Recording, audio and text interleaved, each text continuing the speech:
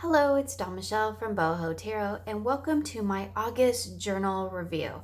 So in this video, we'll be taking a look at the tarot journaling that I did for the month of August. So I have a couple different journals to show you, so let's go ahead and jump right in. So the first journal that I have to show you is just my daily tarot journal, and this is my second one for the year. So my first one was here, and we took a look at that in last month's video.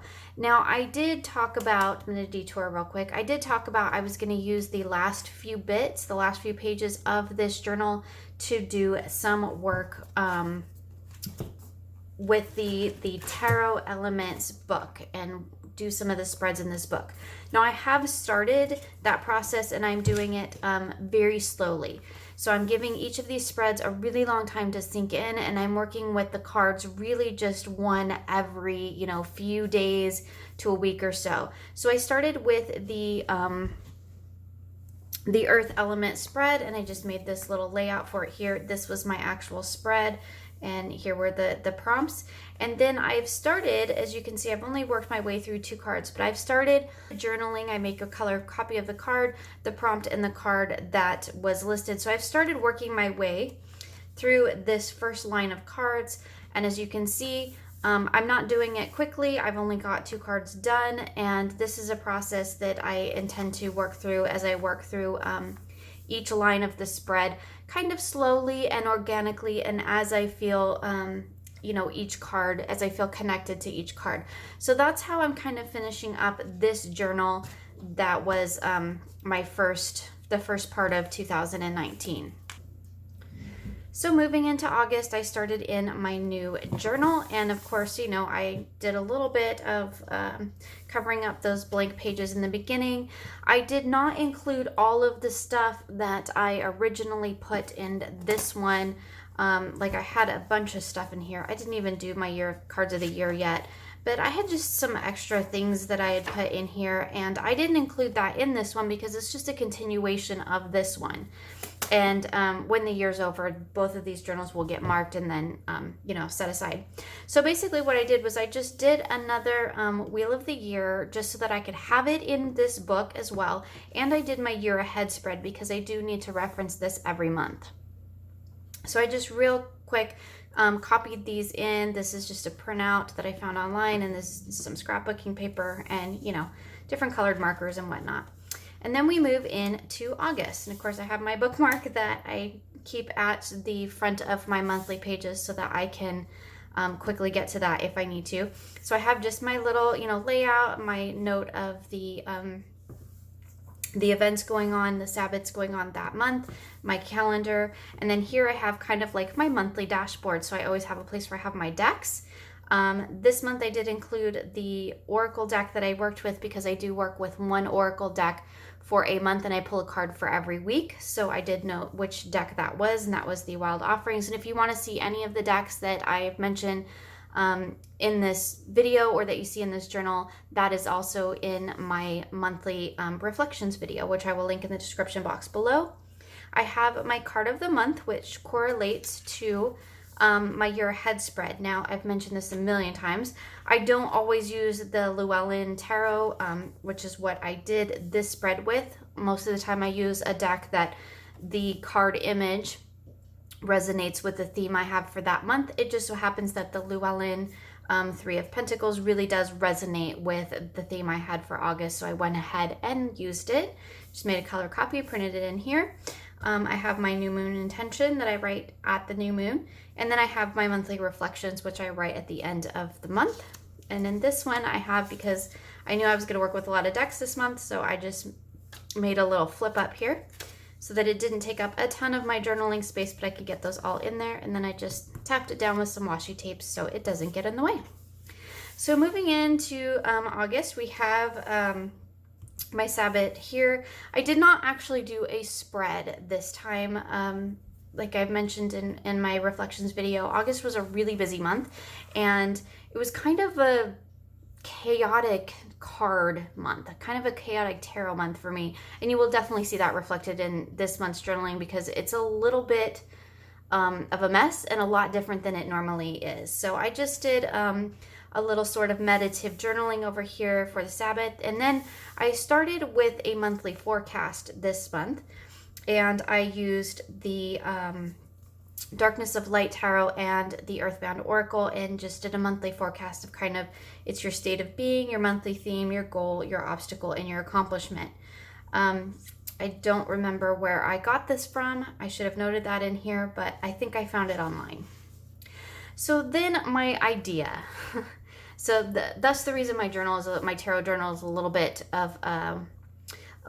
chaotic this month. My original idea was that I wanted to do the Tarot for What Is challenge, and it's on Instagram. It's from at Wild Soul Healing. And I had really great intentions, but it's not really feasible, or not really a great idea, I guess, to do a tarot challenge when you're going to spend a good portion of the month on vacation. So I don't really know what I was thinking trying to do this in the month of August. I have another one saved for September that I'd like to give a go at and try again. And I did 3 card spreads for the prompts for the first like 10 days or so, I think. And it was just too much. It was just too much to do at one time. And I think the next time that I do a prompt such as this, I'll just do a 1 card. And the reason I did 3 was because I had pulled out my Tarot of a Lucid Dream, and it's a deck that I got and have never worked with. So I really wanted to work with it. So I thought, well, I'll do 3 card spreads for every day, and that'll give me a really good chance to get a feel for how the readings go.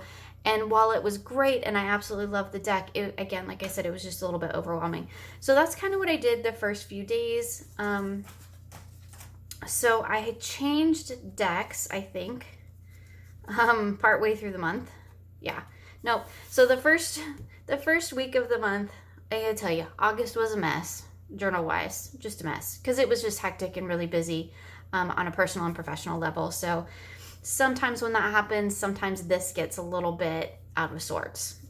Anyway, so the first week of August, I pulled a card from The Universe Has Your Back, and then I totally spaced that I was going to use that deck for the month, and I ended up switching to the Wild Offerings, which I'm glad I did because that's a deck that I hadn't used before. So anyway, I just did this. This was my weekly message for the first week of August, and then you can see I did more here of that. The tarot challenge, and I tried. I gave it my best, and this was right up until we left for vacation. So I did manage to do my weekly message for the next week. So this is the second week in August, and I had started using the Wild Offering cards, which I really liked, and I enjoyed really using that this month.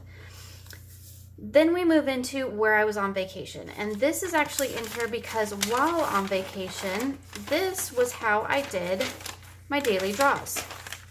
I did not bring this book with me. I did not come back and add these in and scrapbook until after we were home, because that was just too much to do while you're on vacation. We're in a trailer. It's, we're out in the middle of the sand dunes. There's no electricity. We do have a generator, but anyway, it's just not the best place to be trying to do this kind of thing. So this is what it looks like when I do, this is a daily draw. This is the reading here that I did, and we have some more daily draws.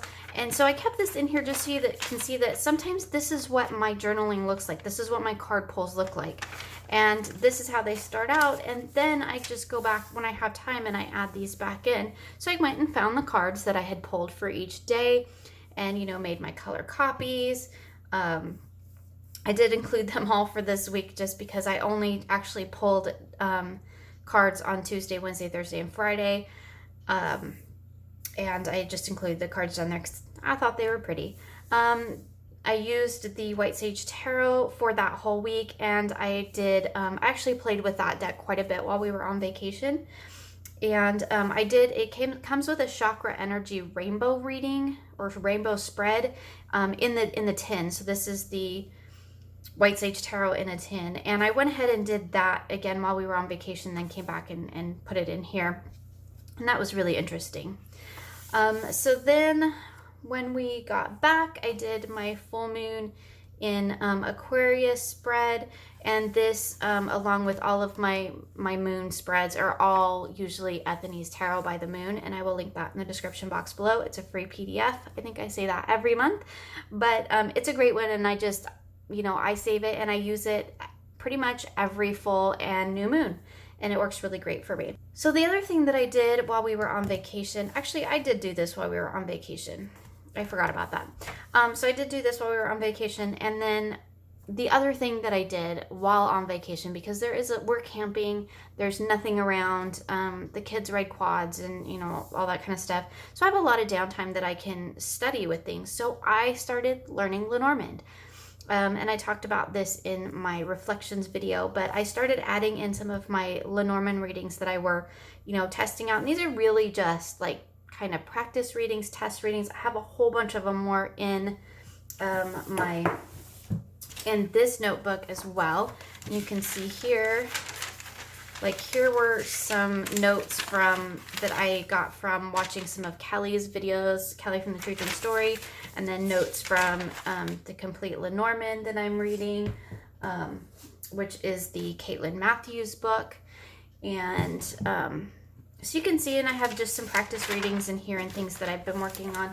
So that's kind of how my studying journaling goes. It's a lot of times it starts out kind of messy, and then it ends up in here all pretty and laid out. And because this is what I want to keep when I go back to, look at things, to me, this is just much more meaningful. It gives me time to really sit down and reflect on the reading and, think about some of those things that came up during that time. So that was I think it was the first Lenormand reading I did, and I used the Seeker's Lenormand.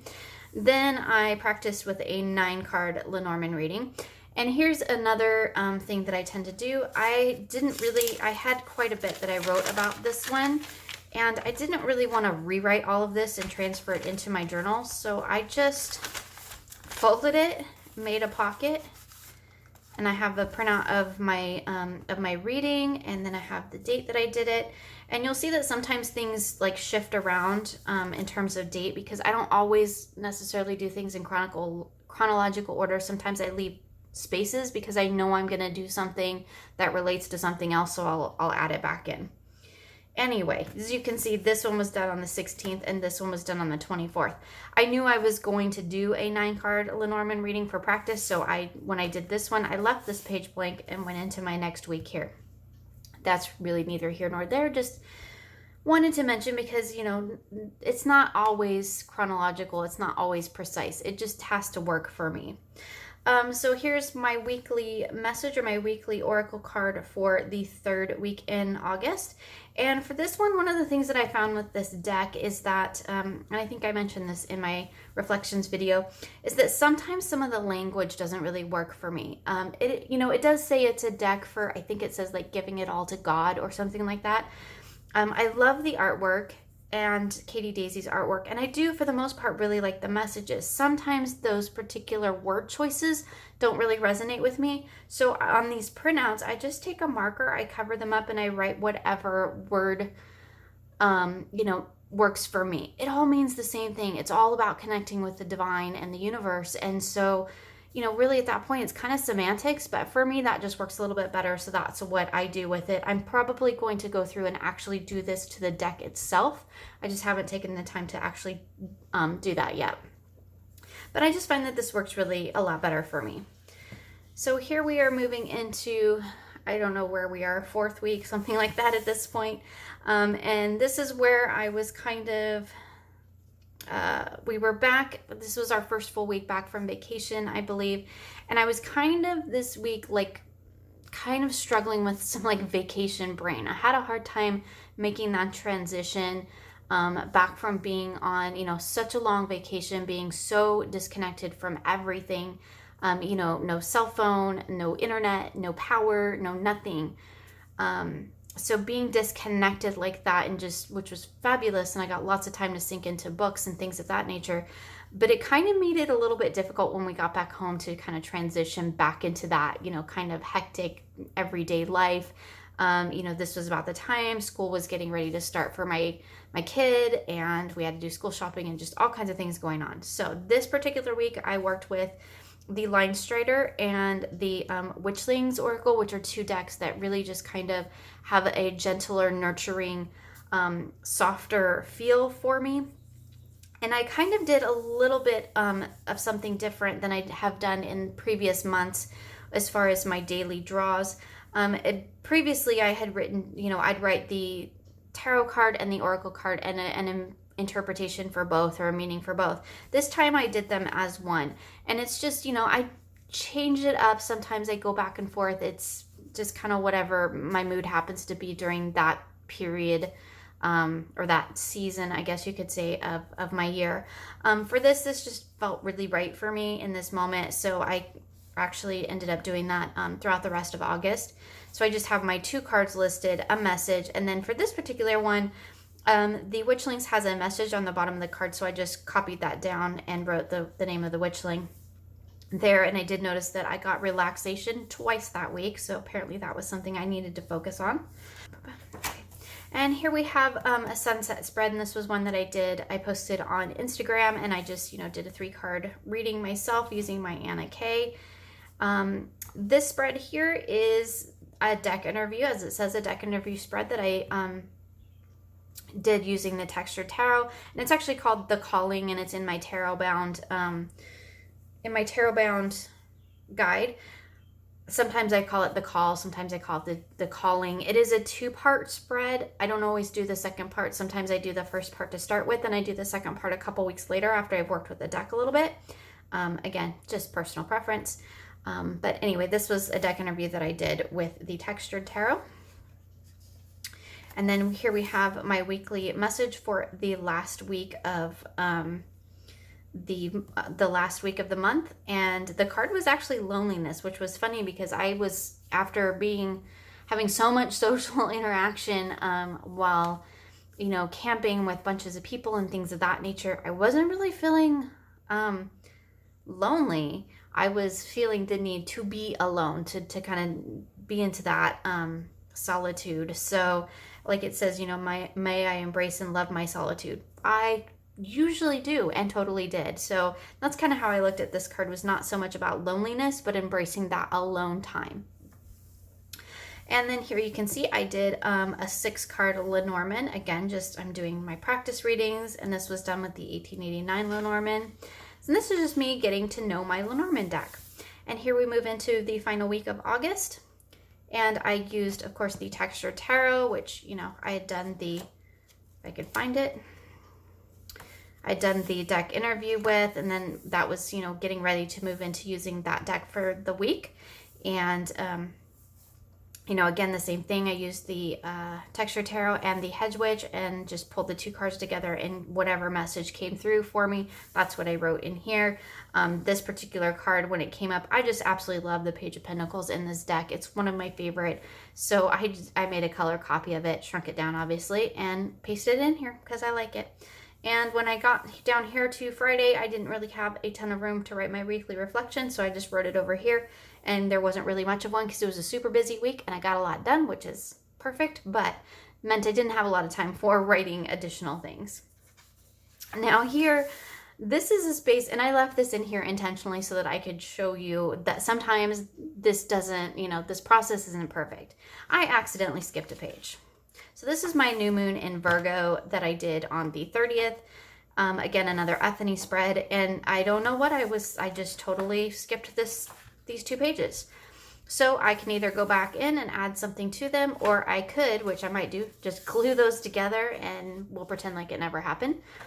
But I just want to show you that, mistakes happen, and that's okay. I might fill something in there at some point.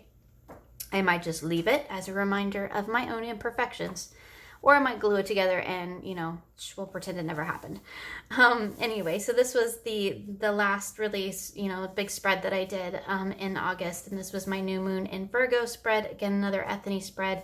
And I used the White Sage Tarot and just my cards and, my message that I got from it. So that's pretty much it for my daily tarot journal. Most of the time I do my self-care Sunday spreads, which I do in this pink journal. To be perfectly honest, I didn't do a single one in August. I was like that busy. We were out of town and I just didn't do it, and that's okay. So I won't be showing you that one this time because there's nothing to show.